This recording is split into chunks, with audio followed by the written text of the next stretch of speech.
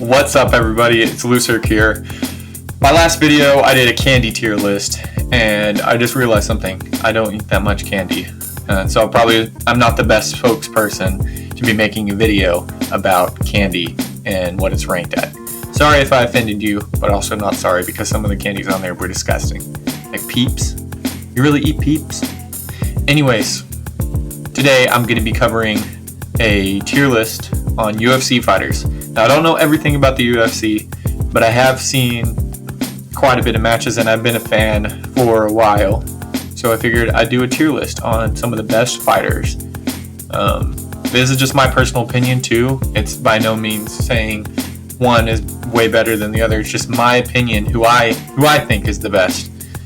So I hope you enjoy. Let's get right into it. Alright, so first we got Anderson Spider Silva. Yeah. Anderson Silva, he is a badass UFC fighter. I think at one point he broke his leg in a match versus Chris Weidman, and after that he just wasn't the same anymore. But before that he went on like a super long winning streak, just knocking people out, and extremely cocky at the same time too. If I'm going off of people's prime abilities, which I am, I'm going to go off their prime, then I would put Anderson Silva in S tier, no doubt about it. Okay, I'm guessing this next one is kind of just a joke, because it looks like this is Ben Askren, and if that's the case, I don't even know why he's on this list. His most recent fight, as of the making of this video, was against Jake Paul in a boxing match in which he lost. And, I'm just going to tag out E tier because I feel like there's no in-between between D and F. It's just, boom. You're either bad or you're really bad. So, Jake Paul, you would definitely drop Ben Askren's rating. But, you got to think about all the time, too. And I think he was in, before he joined the UFC, before he had his losses in the UFC, he was in Bellator or something, and he was a champion. So, and he was a wrestling champion even before that. So if we go off his whole entire career, I can't exactly rank him extremely terrible. But as a UFC fighter, he doesn't have striking at all. So he's going in the D category. Okay, I actually don't know who this is, unfortunately. I really don't know who this is, so I don't feel like it'd be fair to rank him anything. So he's going to remain off my list for now. Sorry if that's your favorite fighter, but I have no clue who that is. Next one is Brock Lesnar. Pretty sure he was on steroids at some point. He's also in the WWE. He's a huge guy, like huge, like even standing next to a heavyweight or light heavyweight like John Jones. He's a huge dude. But I don't know how really good he is. And that's partly my fault because I never watched any of his fights. I was too young to watch any of his fights. So I'm going to put him in C tier. Alright, next we got Conor McGregor. If we have to go by career off of a whole and take everything into consideration, I wouldn't rank him very high at all. Especially since these most recent matches, he's lost to, I think, Dustin Poirier twice. And he lost to Khabib. And he just hasn't had a very good run. I think he broke his foot or his ankle or something in one of the fights. And he's just a big trash talker right now. But he has nothing to back it up with because he's lost twice. Before, he would be able to back up his trash talk because he would be knocking people out left and right. I think he's a very polarizing person. Like, you either hate him or you love him. For me personally, I used to like him whenever he would be able to back up what he says, but now he doesn't. He can't. So I'm going to rank him. This is in the prime, remember, in the prime. I'm going to put him at B tier. All right, next we got Dustin Poirier. Okay, just like I said before, this guy beat Conor McGregor twice. He tried to beat Khabib. He got really close to beating Khabib. Um, then he faced off against, and this is in no particular order, by the way. He faced off against Charles Oliveira, and he didn't win. Um, so I don't know. I think right now he's showing himself to be a pretty good fighter, but is he near the top? I don't know. I'm gonna put him in B category. Okay, this one's too easy, guys. Francis Ngannou. Um, this guy didn't really have any experience fighting until he was an adult, and then he got into boxing, and now here he is being the heavyweight champion of the UFC of the world. And he's fought a lot of people. He fought Stipe Miocic, who was considered to be one of the greatest heavyweights in the UFC, and he won. And he's fought Cyril Gane, who everyone thought was gonna, or a lot of people thought he was gonna beat Francis. He didn't, and people are talking about him facing John Jones. So with that reason alone, his career hasn't ended yet. So I don't know where his peak will go, but he's definitely an A tier fighter. He might even be S tier. But I'm only gonna probably reserve S tier for retired fighters. Like you can see their whole timeline on display, and Anderson Silva is up there with the S tier. Okay, Islam Makayev, I think his name is. I don't follow this guy really that much. I know he's influenced a lot by Khabib because I think they're both from Dagestan, Russia. I think from what I've heard, he's doing pretty well. Like he's climbing up through the ranks and he's beating a lot of people. And for that reason, I don't know much about him, but I'm going to put him in B category. And actually, thinking about it now, if we look at Conor McGregor when he was at the top, he would have been A rated. Now he's a C. He's probably even C rated. I'm going to drop him down to C because I feel like, he didn't have that many, but I don't want to talk about him this whole video. Okay, next, Israel Adesanya. So this guy is like a huge anime fan. He's from New Zealand, or he's originally from Nigeria, but he's a huge anime fan, and he just can knock people out extremely well. And I think recently he tried to go up to face the light heavyweight champion. I mean, that wasn't recently, that was a while ago.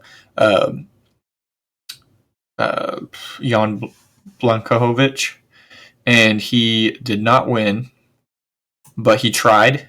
And I think that was his first loss besides like a loss when he was a kickboxer very early before he was a UFC fighter. He's been amazing. I believe he's still champion. So he's going up to A tier.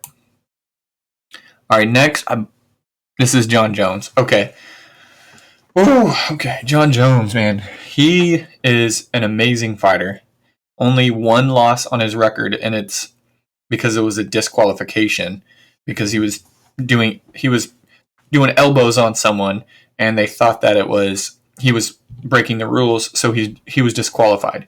But it looks like he would have won that fight if you watched the footage. He's definitely the greatest light heavyweight in the UFC.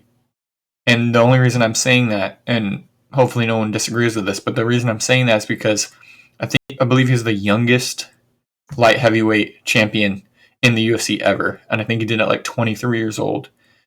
If it wasn't for all the stupid stuff that he has done, like get involved with drugs and get in trouble with the law, then, who knows where he would be right now. I think he's trying to get back in, but he also knows how valuable he is, and he's trying to negotiate better contract deals with the UFC to possibly face Francis Ngannou. And for that reason, he is going to go up to my S tier because his career is not over yet. There's thought that he may go back in, but in case he doesn't, he's already achieved S tier, in my opinion.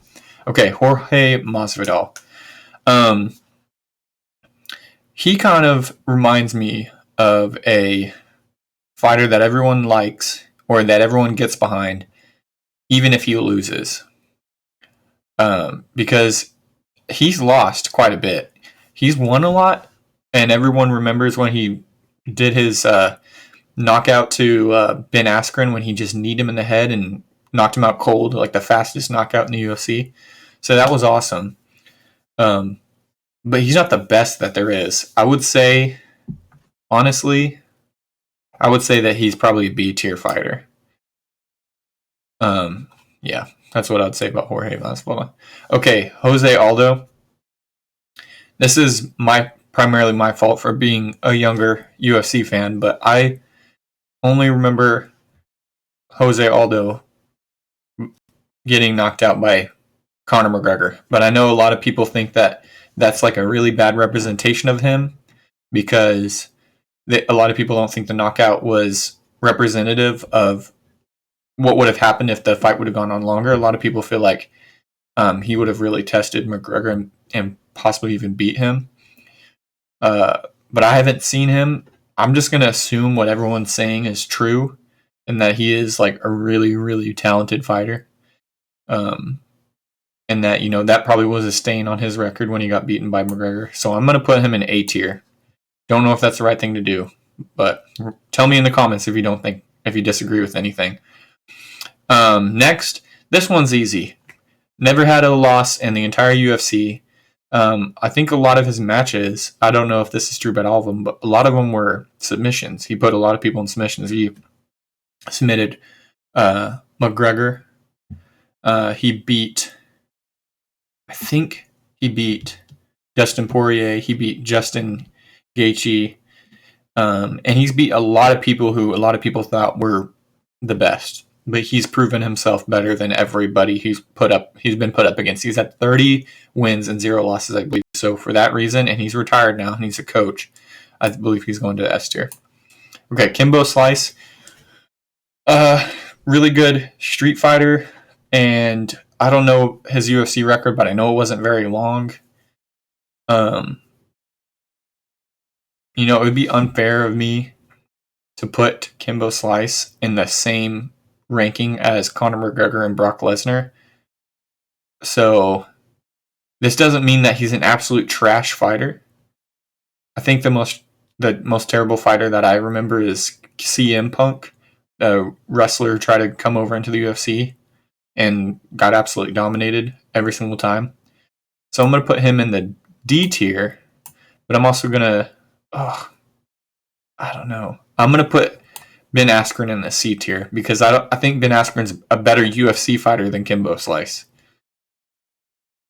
Hot take, I guess. Okay, Nick Diaz. Man, I feel like Nick Diaz is getting really old. But everything that he's done and like obviously beating Conor McGregor, their legacy, I think he's come out better than Conor McGregor in the legacy. Everyone wants him to fight again. I think he's proven himself better than McGregor, so I believe he's going to B tier. All right, his brother, Nick Diaz. So this is Nate, and this is Nick. Okay. I actually haven't seen him fight. I think I saw him fight Robbie Lawler like the second time, and it was like a war.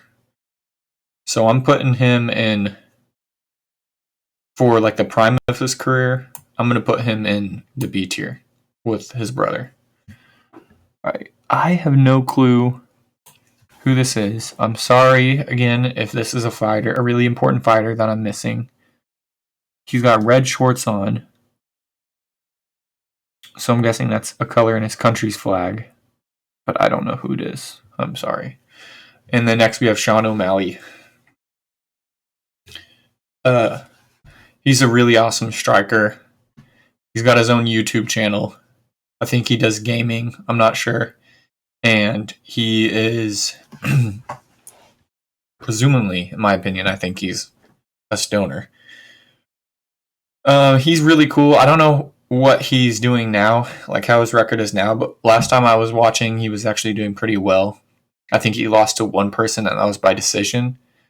I think the last fight he was facing this guy named like Chris Mutino, who had green hair, and he just kept punching this dude in the face, punching, and the guy kept coming.